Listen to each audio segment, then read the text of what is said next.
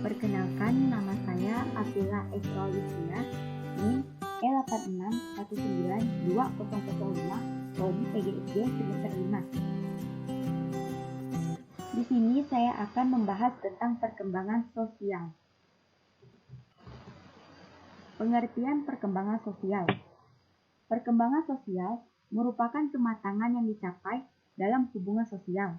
Perkembangan sosial dapat pula diartikan sebagai proses belajar untuk menyesuaikan diri terhadap norma-norma kelompok, moral, dan tradisi, serta meleburkan diri menjadi satu kesatuan dan saling berkomunikasi dan kerjasama. Bentuk-bentuk tingkah laku sosial. Yang pertama ada pembangkangan.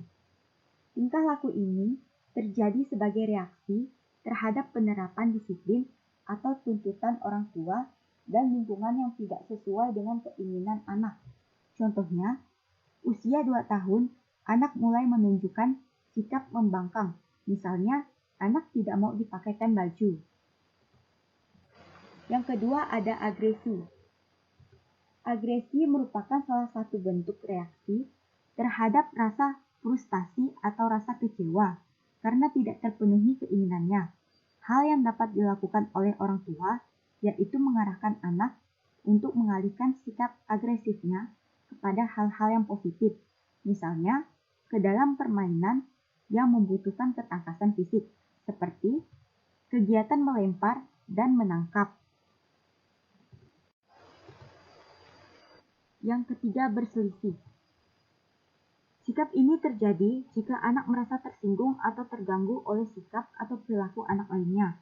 Anak-anak selalu berselisih pendapat tentang suatu masalah.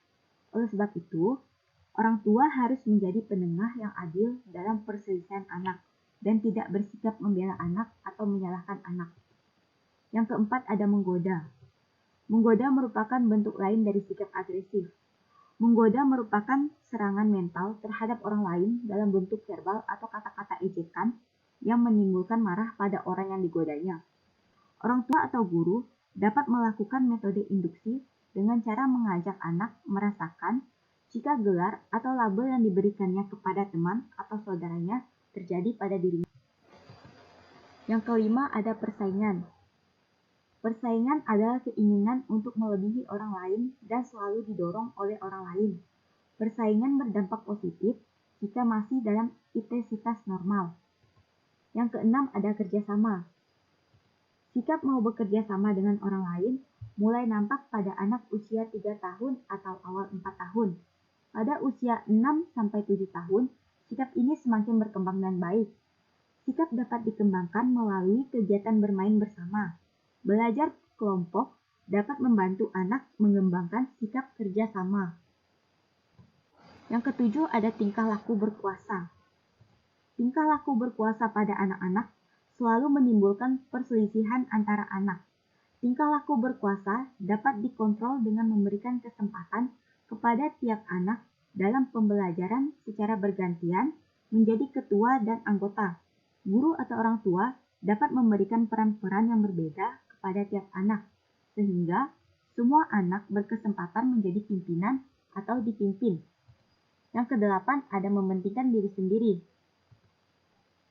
Anak-anak menyukai hal-hal yang menguntungkan dirinya, meskipun hal itu kadang-kadang bertentangan dengan kepentingan atau bahkan merugikan orang lain.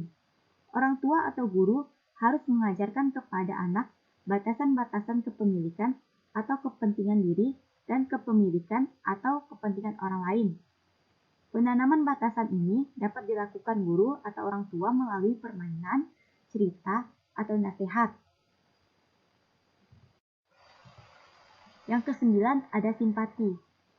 Simpati merupakan sikap emosional yang mendorong individu untuk menaruh perhatian terhadap orang lain, mau mendekati atau bekerja sama dengan dirinya.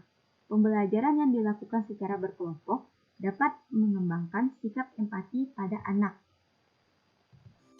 Sekian presentasi saya ucapkan terima kasih.